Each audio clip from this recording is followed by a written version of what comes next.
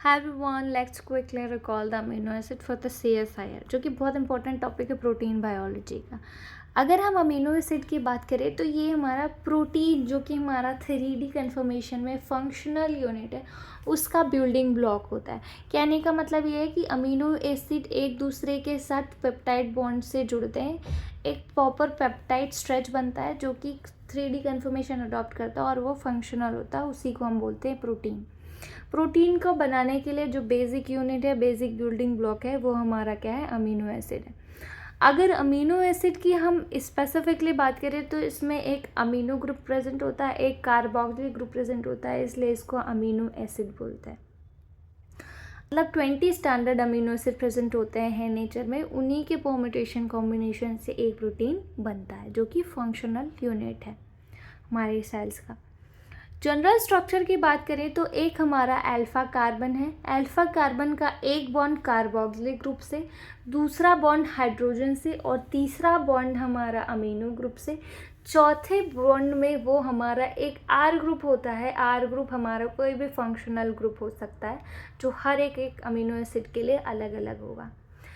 तो कहने का मतलब ये है कि जो अल्फा कार्बन उसके 4 बॉन्ड अलग अलग फंक्शनल ग्रुप से अटैच रहते हैं, इसीलिए इसको कायरल कार्बन भी कहते हैं।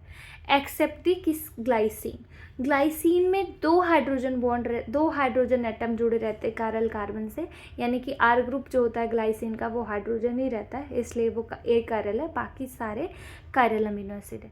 क्लासिफिकेशन की बात करें तो सबसे पहले हम इसको पोलैरिटी के बेसिस पे क्लासीफाई करते हैं। तो पोलर एंड नॉन पोलर, जो नॉन पोलर होते हैं उसका एग्जाम्पल हो गया हमारा glycine, alanine, valine, isoleucine, methionine, phenylalanine, tryptophan and proline. ये हमारे ऐसे अमीनो एसिड होते हैं जो कि हाइड्रोफोबिक होते हैं, नॉन पोलर होते हैं। क्यों? क्योंकि इनका जो साइड चेन होता है वो हमारा हाइड्रोफोबिक होता है। नेक्स्ट हम बात करते हैं पोलर अमीनो एसिड। उसका एग्जाम्पल हमारा क्या हो जाता है? उसका एग्जाम्पल हो जाता है serine, threonine, cysteine, tyrosine, asparagine and glutamine. ठीक है, उसके बाद नेक्स्ट आता है हमारा पोलर अमीनो एसिड का, जो कि पोलर तो है उसके साथ वो चार्ज भी हैं। तो वो 2 कैटेगरी में डिवाइड होते हैं। एक हमारा होता है polar charge acidic and polar charge basic. जो एसिडिक का एग्जाम्पल होता है वो एस्पार्टिक एसिड और ग्लूटामिक एसिड होता है। पोलर चार्ज बेसिक यानी कि बेसिक ग्रुप प्रेजेंट होगा फंक्शनल ग्रुप में, आर ग्रुप में, वो हमारा एग्जाम्पल हो जाता है उसका हिस्टिडीन, लाइसिन एंड आर्जिनिन। अब हम बात करते हैं कि हम क्लासीफाई करें अमीनो एसिड को उसके साइड चेन के बेसिस पे। तो साइड चेन जो है वो 4 तरीके के मेन क्लासीफाई होता है। पहला होता है एलिफेटिक कार्बन, एलिफेटिक चेन। जो एलिफेटिक लीनियर चेन होती है उसका एग्जाम्पल हमारे हो जाते हैं glycine, valine, isoleucine, leucine etcetera. ये इसका जो फंक्शनल ग्रुप है, इन सारे अमीनो एसिड का जो फंक्शनल ग्रुप है वो एलिफेटिक इन नेचर होता है। नेक्स्ट एरोमेटिक बात करें तो कुछ ऐसे अमीनो एसिड है जिसका साइड चेन, जिसका आर चेन में एरोमेटिक कंपाउंड्स जुड़े होते हैं, जिसका एग्जाम्पल हो जाता है phenylalanine, tryptophan and tyrosine. Okay, कुछ अमीनो एसिड है जिसके आर ग्रुप में सल्फर भी प्रेजेंट होता है, जिसका एग्जाम्पल हो जाता है सिस्टीन एंड मिथ्योनिन।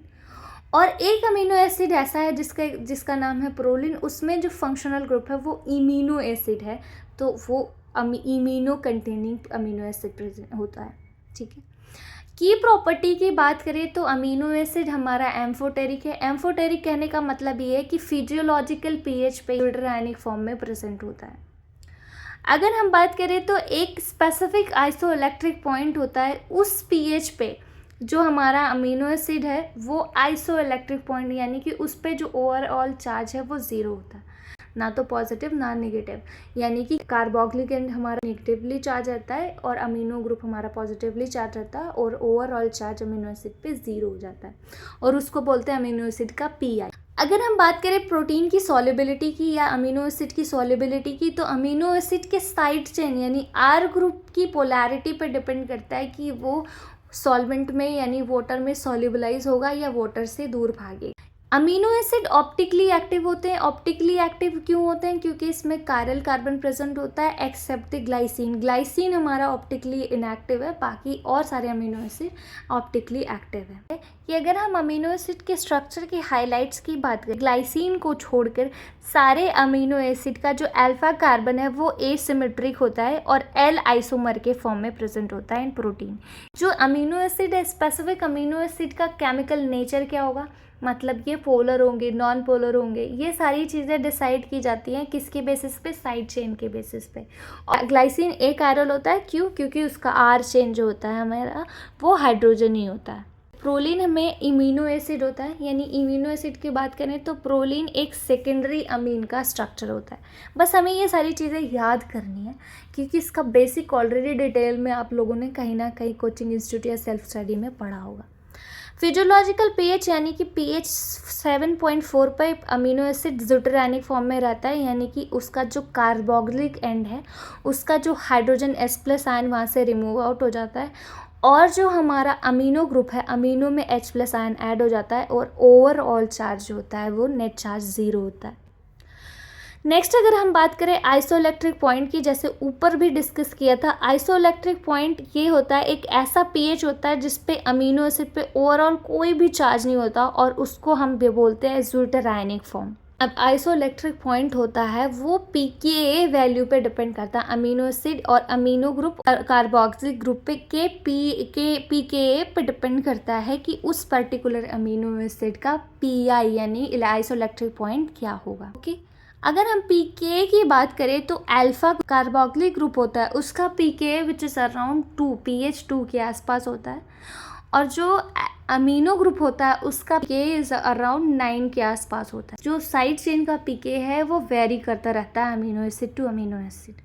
जो हमारा एसिडिक अमीनो एसिड होता है विच इज़ एस्पार्टिक एसिड, उसके साइड चेन का pKa 3.9 होता है और ग्लूटामिक एसिड का साइड चेन का pKa विच इज़ अराउंड 4 के आसपास होता है।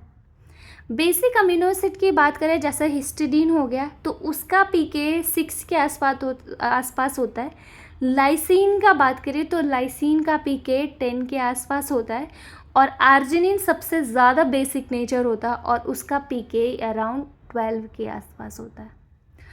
Other amino acid such as cysteine जिसका pKa 8.3 और टायरोसिन जिसका pKa 10 होता है, यानी कि ये भी हमारे समहाउ बेसिक अमीनो एसिड ही हैं। अदर देन दैट हम अमीनो एसिड को क्लासीफाई कर सकते हैं essential and non essential amino acid पे। एसेंशियल अमीनो एसिड ऐसे अमीनो एसिड है जो हमारे बॉडी में सिंथेसाइज नहीं होता है और इसे हमें बाहर डाइटरी सोर्स से लेना पड़ता है। नॉन एसेंशियल अमीनो एसिड जो कि हमारे बॉडी में सिंथेसाइज हो जाते हैं। अगर हम एग्जाम्पल की बात करें तो एसेंशियल अमीनो एसिड में आ जाता है histidine, isoleucine, leucine, lysine, methionine, phenylalanine, tryptophan, threonine and valine.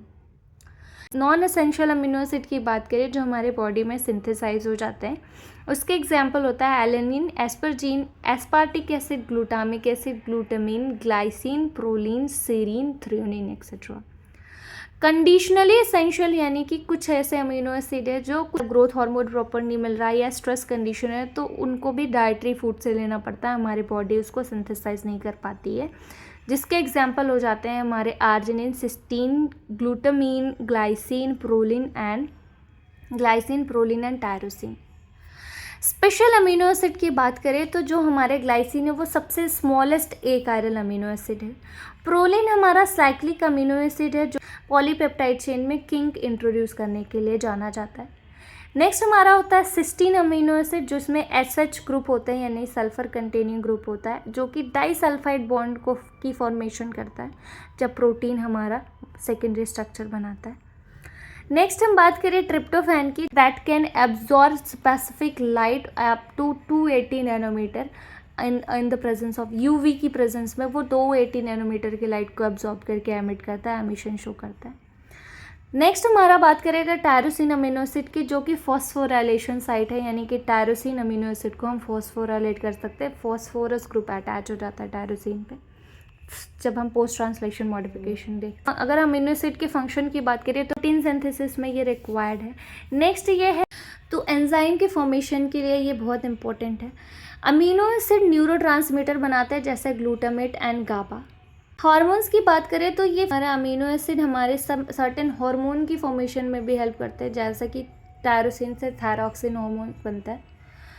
और ये बहुत सारे मॉलिक्यूल के लिए प्रिकर्सर भी एज अ प्रिकर्सर भी यूज़ होते हैं, जैसे ट्रिप्टोफैन सेरोटोनिन के लिए और फिनाइलएलानिन डोपामिन हार्मोन के लिए एज अ प्रिकर्सर यूज़ होते हैं।